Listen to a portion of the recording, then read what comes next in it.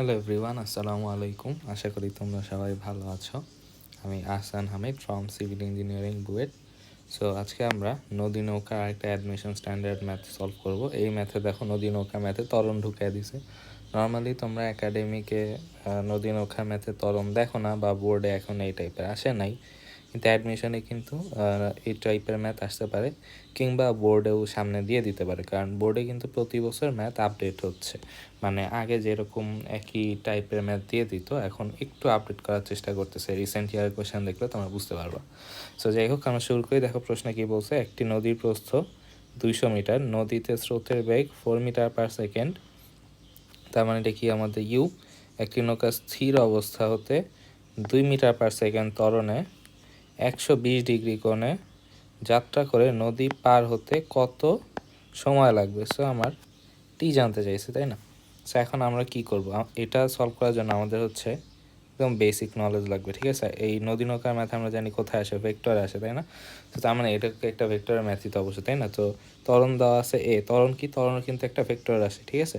So ধরো আমাদের এই পয়েন্ট থেকে নৌকাটা যাবে, এই পয়েন্ট থেকে যাবে।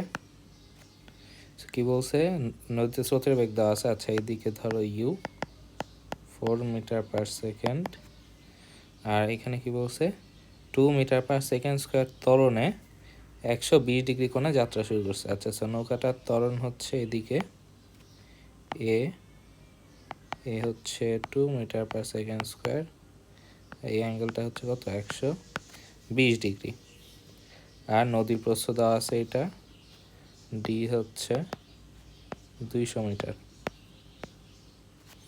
এখন কি বলছে যে স্থির অবস্থা থেকে যাত্রা শুরু করছে, তাই না? আচ্ছা, সো এখানে আমরা যে সূত্র ইউজ করবো সেটা হচ্ছে এস ইকুয়াল, আমরা একটা সূত্র জানি না, s equal u t plus half a t square.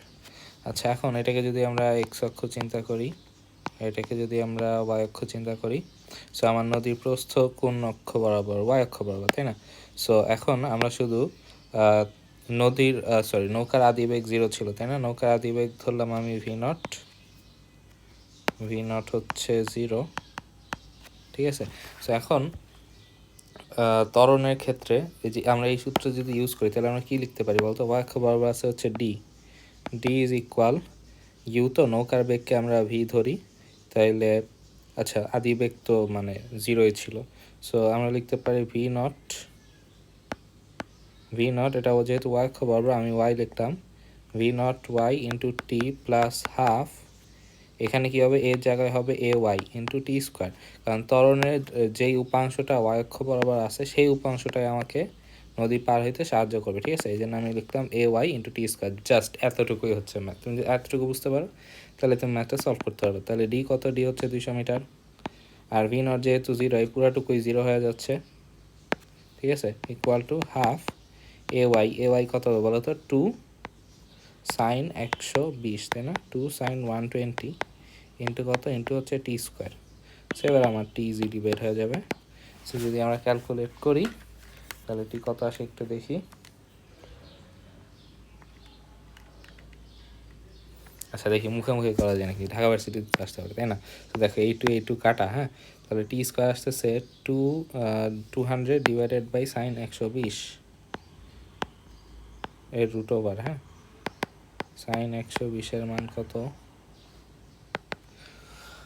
Sign 120-এর মান মেবি √3/2,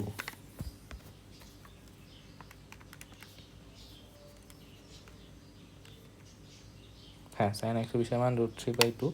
সো এটা আমাদের আসতেছে, আচ্ছা মুখোমুখি করার চেষ্টা করতেছি, মুখোমুখি করি, 200 আর নিচে হচ্ছে √3/2।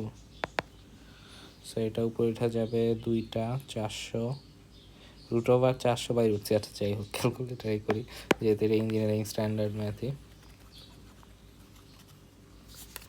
So root over 200 divided by sine 120, এটা আসতেছে 15.197 সেকেন্ড, ঠিক আছে?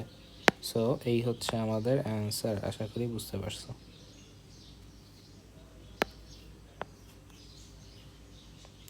সেই ছিল আজকের মতো, ইনশাআল্লাহ দেখা হবে নেক্সট কোনো ক্লাসে। টিল দেন আসসালামু আলাইকুম। আর এরকম ভিডিও মানে এরকম ইম্পর্টেন্ট ম্যাথগুলা বা মজার মজার ম্যাথগুলো যদি দেখতে চাও, চ্যানেলটা সাবস্ক্রাইব করে দিও আর তোমাদের ফ্রেন্ডদেরকেও জানা দিও, ঠিক আছে? সো আল্লাহ হাফিজ।